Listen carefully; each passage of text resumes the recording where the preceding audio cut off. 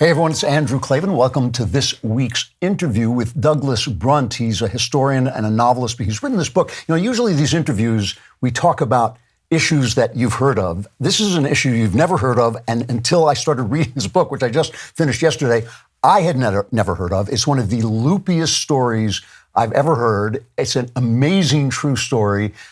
And the fact that I've never heard of it or heard of the person involved just really got me. As I started reading it, every few pages I was going, you got to be kidding me. So I'm just going to bring Douglas on to tell you about it. The name of the book is The Mysterious Case of Rudolf Diesel. It is already a New York Times bestseller, and I can understand why. It's incredibly gripping. And like I said, one of the craziest stories you'll ever hear. Doug, thanks so much for coming on. It's a real pleasure, Andrew. Thanks for having me on. And I have to say, it's funny that you were reading it just yesterday, because if I'm at all bleary-eyed today, it's because last night I started this, your latest, Cameron Winter, and couldn't put it down, so I got very little sleep last night. And so darn you, Andrew Klavan, and your terrific writing for keeping me up all night. Having a guest on plug my book is actually terrific. I appreciate it. Thank you very much. Sorry to turn the tables on you. No, a little bit. Diesel, I like you. It's a word we know. We all know the name Diesel, but it's always misspelled with a lowercase d, unlike Ford. We never see Ford with a lowercase f. So we all know it, but there's a whole story behind it. Almost no one knows there's a man, Rudolf Diesel, who invented this engine, because and it's really for reasons explained in the book that his history has been paved over these last 100 years, but he disappeared mysteriously on the eve of World War I in 1913. This is the thing. Like, when I looked at it, I thought, I didn't know there was a guy named Rudolf Diesel, and I didn't know there was a mysterious case of Rudolf Diesel. but there actually is both. Let's just begin with this. I mean, this takes place basically in the years leading up to World War I. So it's before the turn of the century, and then it's into the turn of the century. I have to be honest, like I always thought I knew what a diesel engine is, but really I didn't. I mean, I just knew it was the thing that you didn't put in your car when you stopped at the gas station. Explain why it matters that there was a diesel engine and why it mattered that there wasn't one before. The way I came into it actually is to understand the engine. I bought an old boat and I was going to fix it up. And so I was at the boat yard and I was talking to the guy. It was a slightly larger boat and needed a bunch of work. And he said, the first thing you should do with this boat is get rid of these old gasoline engines and put in diesels. And I always thought diesel referred to a fuel. So I said, well, what do you mean? What is that going to do for me? And he said 100% of boat fires come from gasoline engines, none from diesel. And you can take a lit match and drop it into a barrel of diesel fuel. Nothing will happen. The fuel is stable. And you'll get 4 times the efficiency. You go 4 times as far in your tank. So I did change it out to diesels. And what it meant back 100 years ago, and it's hard to imagine given that we don't know who Rudolf Diesel is today, but he was a huge celebrity back then. It really would be like, in present day terms, if Elon Musk suddenly went disappearing, and then for weeks everyone sort of wondering where Elon went. That's what was going on in 1913, because the diesel engine had emerged as this technological game changer at the sort of peak of the Industrial Revolution, when we were really mired in the steam engine era. We had these colossal steam engines that burned coal in these furnaces that would heat water. And in the book, as you know, I try to paint the scene of the movie Titanic with Leonardo DiCaprio, when the camera pans down into the belly of the ship and they show these dozens of men with sweaty backs and they're heaving coal into these orange fiery furnaces that are heating vats of water. Literally the same kind of technology as a pot on a stove. You boil water on your stove to make things. It's boiling water to create steam to move the engine parts. And then they also need a chimney and a whole furnace stack to get the smog and partially burnt particles of coal out of the ship. I mean, it's just incredibly inefficient technology. And, when it first came about in the era of James Watt in the 1770s, they could get about 2% of energy out of a unit of fuel. By the time Rudolf is inventing in the 1880s and 1890s, steam technology is up to 6, 7, 8%. What diesel created with a fundamentally different approach was approaching 40% fuel efficiency with all these other subsidiary benefits. You didn't need guys shoveling coal into furnaces. It drew liquid fuel automatically down from a tank. It didn't need a whole chimney stack apparatus. It barely had smoke coming out at all. It just vent out the side of ships or out the side of factories.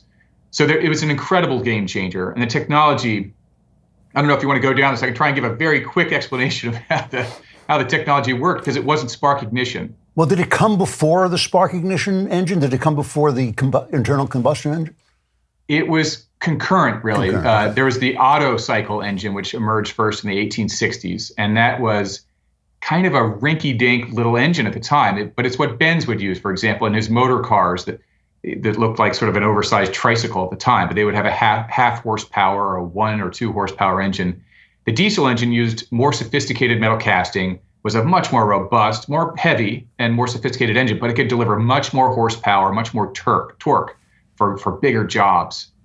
And it didn't use spark ignition in the way that the Otto cycle engine, or what we now think of as the traditional gasoline internal combustion engine that we use, in cars often now.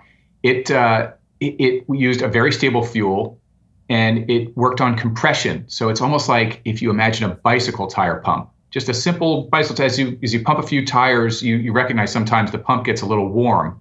That was the whole concept of the diesel engine. When Rudolf was in university in Munich, they had a tinder lighter, and these are still around today, like a cigar lighter. And it's just a glass cylinder, and at the bottom, it's enclosed, though, as opposed to a bicycle pump where the air sort of leaks out into the bike tire. Here they enclose it, and you can take a little piece of tinder at the bottom of it, and as you jam down that plunger, all that air compresses into a tiny space, and highly compressed air gets hot. And if you do that enough, it gets hot enough to light this ember in a tinder lighter, a cigar lighter. And that's the concept of diesel engine. And the piston comes cramming down in the cylinder to 1,000 pounds per square inch. You introduce fuel, and the fuel explodes inside the cylinder. So just to put this in context, it's coming to the end of the 19th century. And there's this tension growing up between Germany and especially Britain, because Germany is trying to build a navy. They want to become a European power, and they're trying to build a navy. And now suddenly this guy he's a native German, right? He invents this powerful engine. What does this mean to the balance of power? It's a game changer, in particular for submarines and U-boats, which are now emerging as Kaiser Wilhelm, the Emperor of Germany's new tack in his Anglo-German naval arms race. Because Germany had, through the end of the from Bismarck on now to Kaiser Wilhelm, they'd emerged as a huge power in Europe. They had the largest, strongest continental army, and their industry was growing. And Kaiser Wilhelm felt in order to continue the growth of the German Empire, he needed colonies around the world. In fairness, much like Britain had, and France, and Spain, and others. But he felt in order to have colonies, he needed a strong navy. Well, Britain, as this island nation, had dominated the seas since the time of Napoleon. And they feel it's an existential threat for anyone to challenge their naval supremacy. So here's Wilhelm, who, by the way, is such a complicated, fascinating character in the book. He's Queen Victoria's favorite grandson. And so he's related to the British and half loves them, half envies and hates them. So as he aspires to have this great navy, of course, now Great Britain is very anxious about the growing threat of the German Empire. But Britain really has the advantage in terms of the infrastructure to build quickly and capably these great capital ships, the dreadnoughts and battleships of the age. And once Wilhelm realizes he can't keep up that, because he's also got to maintain his huge army, being a landlocked power, he realizes suddenly that because of the diesel engine and because of his home advantage with diesel technology, he can take the lead in what has emerged as the greatest threat in the oceans now, the U-boat. And as diesel is still a new engine, Rudolf introduced this in 1897.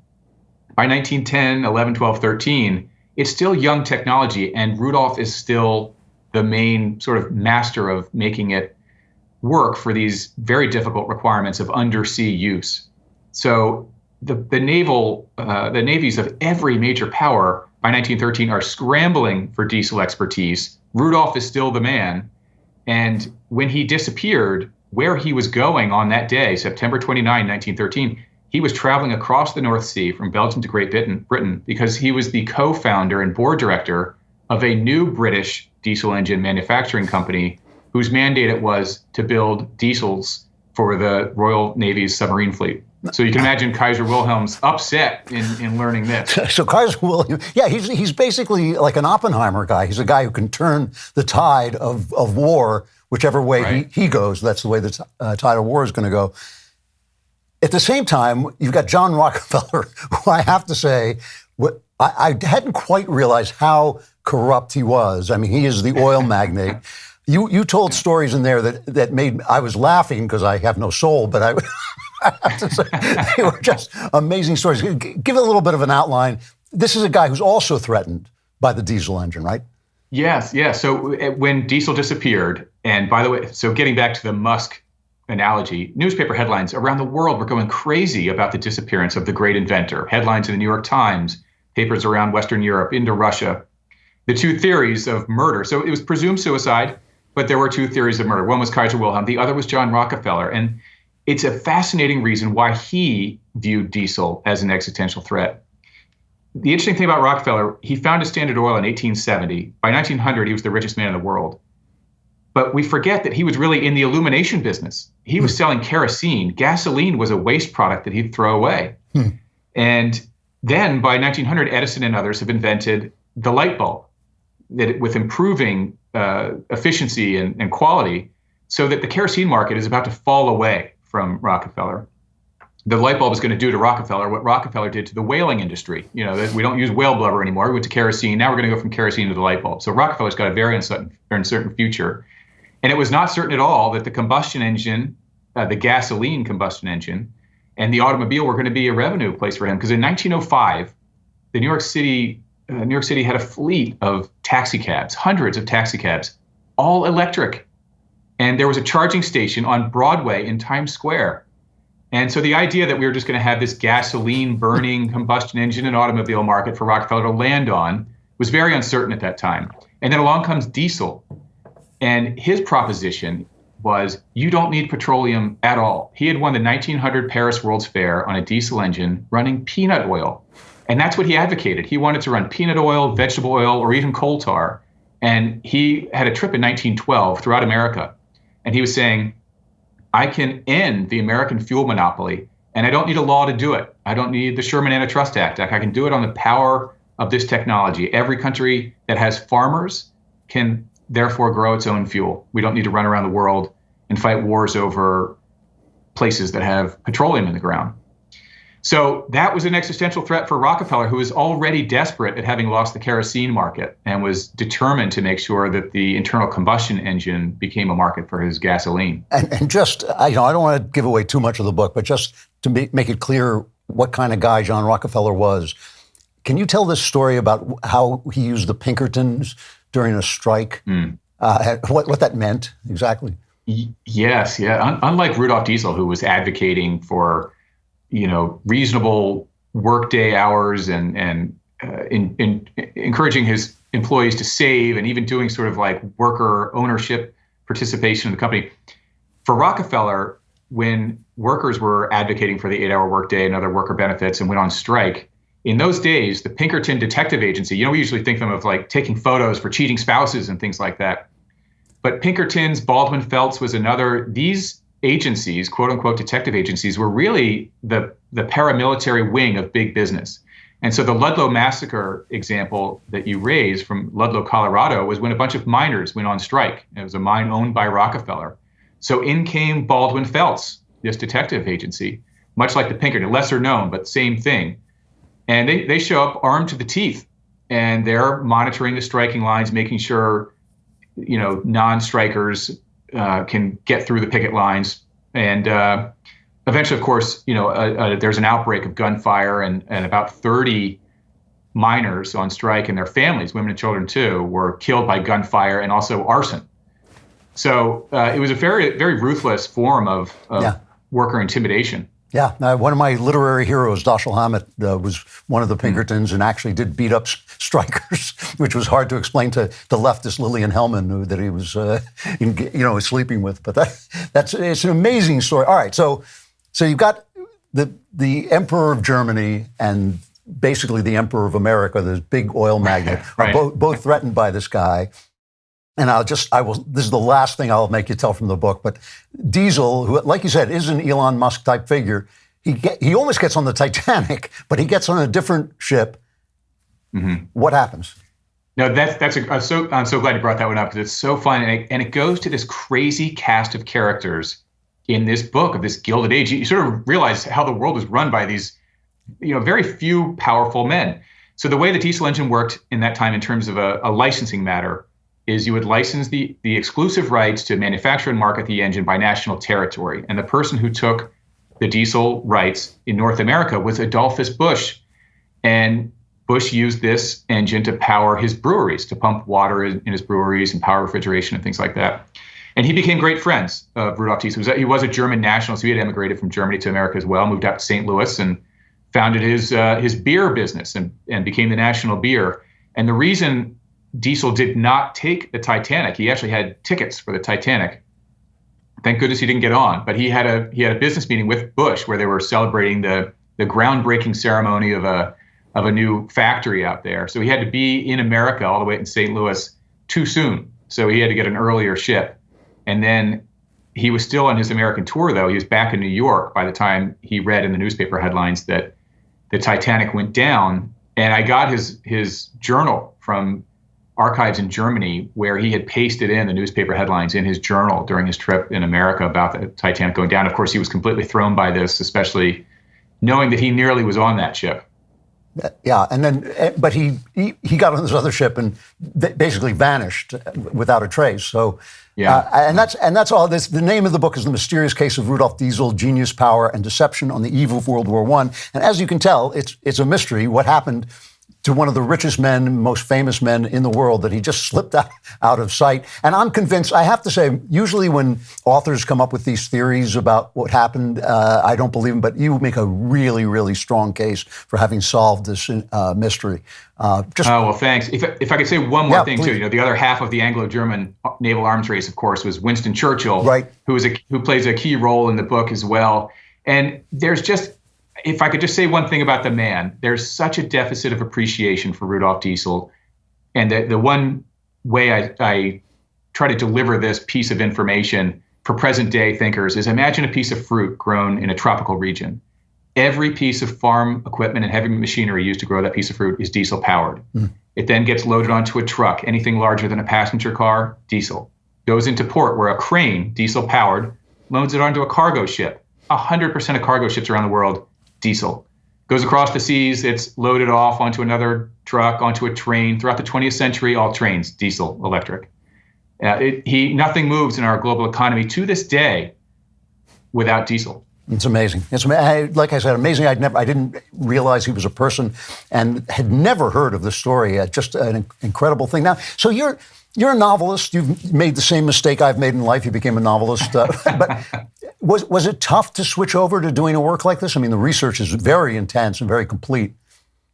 No, it was intense. I mean, my gosh, there were so many nights pulling my hair out. But where did I put that note? As I'm like searching for a unicorn, trying to find where the source material was for this line I needed to use. I'd be up all night looking for it. It was intense, but I love the act of writing generally. My novels, I've always done a fair amount of research for those as well. They're all set more present day, so it'd be more primary research of interviewing folks and things like this. And this was obviously much more archival. But I love that too. Just that act of discovery when you find something, particularly in the context of the story I'm telling, when I would find that, Diesel said this 2 weeks before Churchill said that, and then you can make links to other pieces of the story. It was like the nerd side of Indiana Jones when I could put these sort of things together. And I really did love it. So I enjoyed the research, but... it's funny. I'm glad you said that you like writing, because it always annoys me when writers say it's such a struggle, because I love the written word. I love reading and I love writing. It's a wonderful life if you can make it. But one of the things that has been kind of haunting me a little bit is a lot of people have stopped reading almost entirely. Now, maybe that's not, in some ways, that's not that big a change. I mean, through most of history, the mass of people were illiterate. And so maybe more people are actually reading. But you have a podcast, and forgive me, I've forgotten the name of your podcast. What is the name again? It's called Dedicated. Dedicated, right. And you interview all these authors. And in fact, I think I'm coming on. You're coming very soon. All right, good. Yeah. Yes, excellent. Do you have this feeling that that the tide of readership is receding, or is it simply changing? I think it's simply changing. There certainly are more alternatives to the novel and the nonfiction books as well. With Netflix and this sort of golden age, as everyone calls it, of this golden age of TV, there are more things competing for your time. Right. So there are more alternatives, but there'll never be a substitute for the novel. Nothing can do everything that the novel can do. I mean, nothing would keep me up all night like your book did last night. There's nothing else. No TV show does that for me. So, and I do think there is still a huge part of the population that reads, and in fact doesn't even read Kindle, but prefers the actual book. I think there's still something tactile about that works. And we see it in the numbers. Book sales are not going away.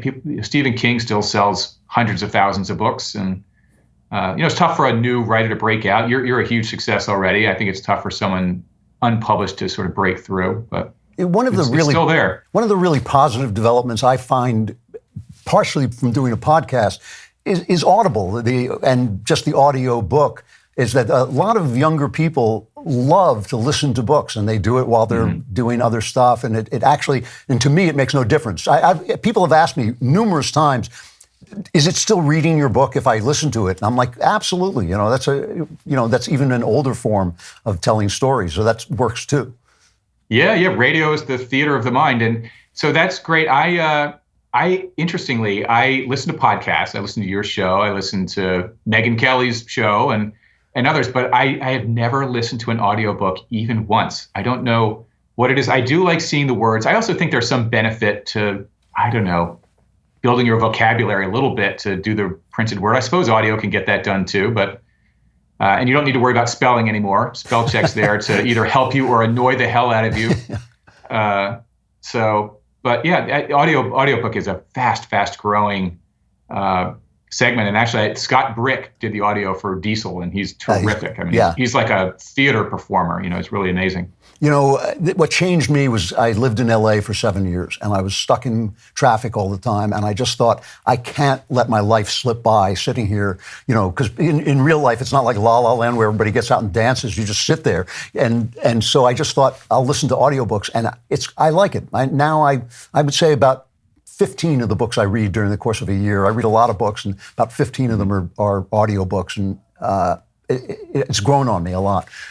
So, I'll try it. I'm spending more time on trains and things these days, so maybe I'll give it a whirl. It's worth it.